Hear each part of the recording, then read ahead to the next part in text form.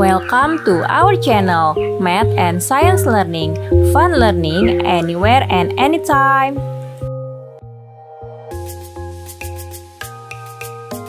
Hari ini kita akan belajar mengenai adesi dan kohesi. Check it out! Apakah kalian tahu kalau setiap zat memiliki gaya tarik antar partikel?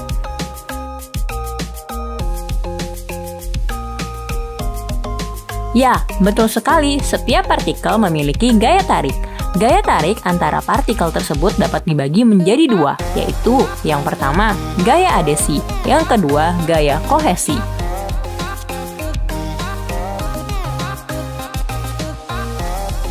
Apakah yang dimaksud dengan gaya adesi?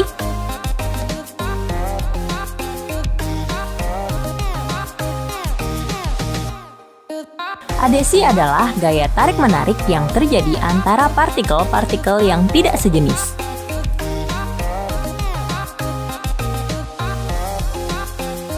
Gaya adesi akan mengakibatkan sebuah zat dapat menempel pada zat lain, akan tetapi bukan merupakan gaya magnet atau gaya gravitasi bumi.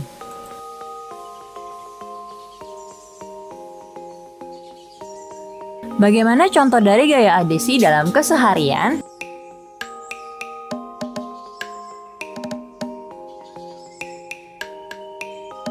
Contoh dari peristiwa adesi adalah gaya tarik-menarik antara cat dengan tembok, di mana cat dapat menempel kuat pada tembok.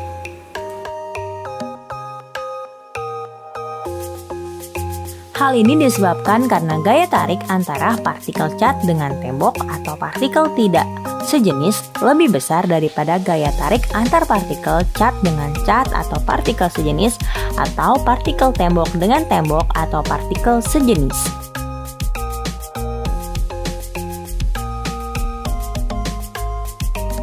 Lalu, apakah yang dimaksud dengan gaya kohesi?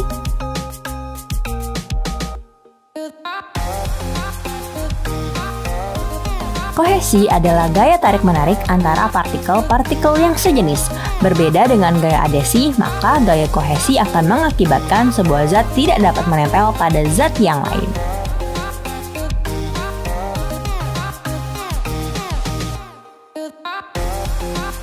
Bagaimana contoh dari gaya kohesi dalam keseharian?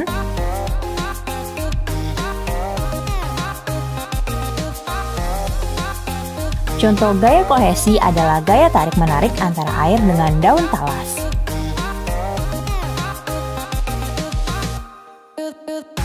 Air tidak dapat menempel pada daun talas karena gaya tarik-menarik antar partikel air atau partikel sejenis lebih besar daripada gaya tarik-menarik antar partikel air dengan daun talas atau partikel tak sejenis.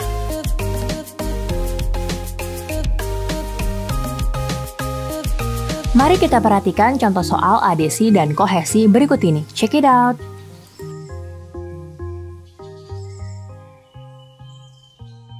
Apa saja akibat yang ditimbulkan dari gaya adesi dan kohesi?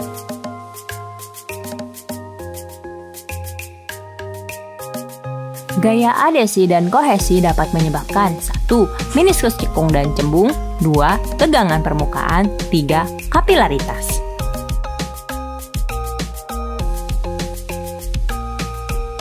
Kemudian, apakah yang dimaksud dengan meniskus cekung dan cembung?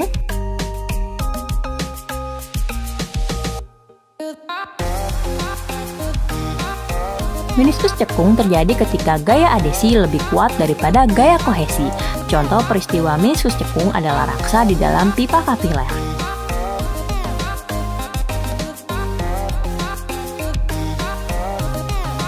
Meniskus cembung terjadi ketika gaya kohesi lebih kuat daripada gaya adesi. Contoh peristiwa meniskus cembung adalah raksa yang berada di dalam tabung reaksi atau pipa kapiler.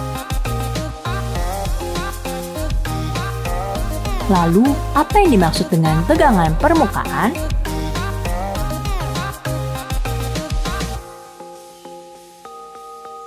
Kohesi antar partikel zat cair di dalam suatu wadah dalam keadaan tenang akan menyebabkan permukaannya terlihat tegang. Tampak seperti ada selaput tipis yang dinamakan dengan tegangan permukaan.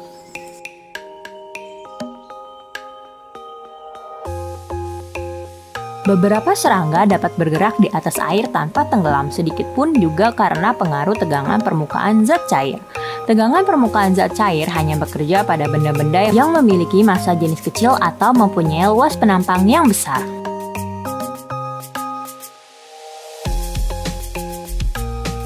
Kemudian, mengapa gaya adhesi dan kohesi dapat menyebabkan kapilaritas?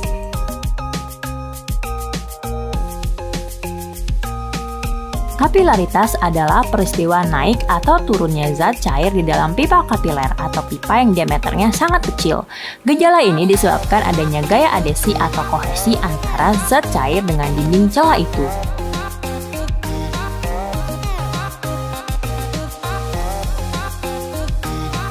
Bagaimana? Sudah memahami penjelasan tersebut? Mari kita berlatih kembali dengan mengerjakan soal-soal lainnya. Check it out!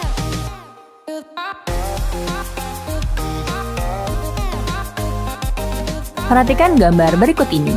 Permukaan zat cair di pipa D lebih tinggi daripada pipa lainnya karena adhesi A sama dengan kohesi, B lebih besar daripada kohesi, C lebih kecil daripada kohesi, D lebih lemah daripada kohesi.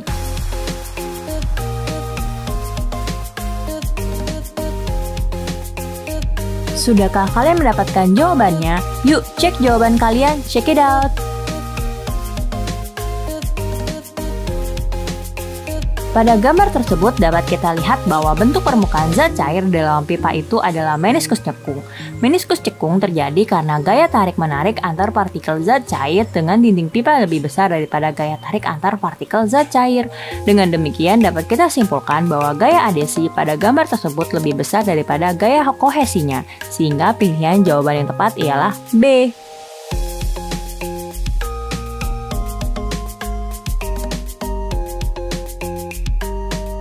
Jika jawaban kalian sudah benar, selamat ya. Bagi yang mau berlatih lagi, lanjut ke soal berikutnya ya. Check it out!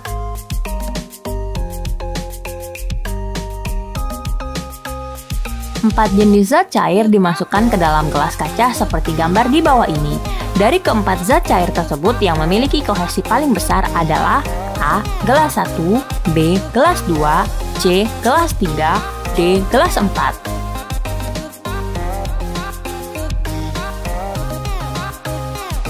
Sudahkah kalian mendapatkan jawabannya? Yuk cek jawaban kalian, check it out!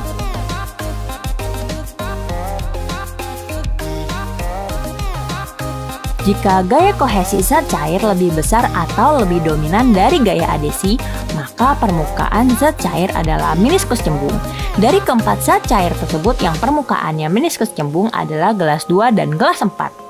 Karena gelas 4 lebih cembung dari gelas 2, maka zat cair yang memiliki kohesi paling besar adalah zat cair pada gelas 4, sehingga pilihan jawaban yang tepat ialah D.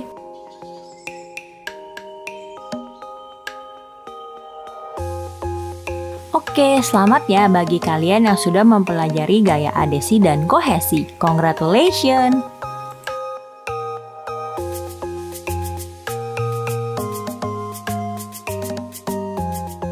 Thank you for watching. Don't forget to like, comment, and subscribe.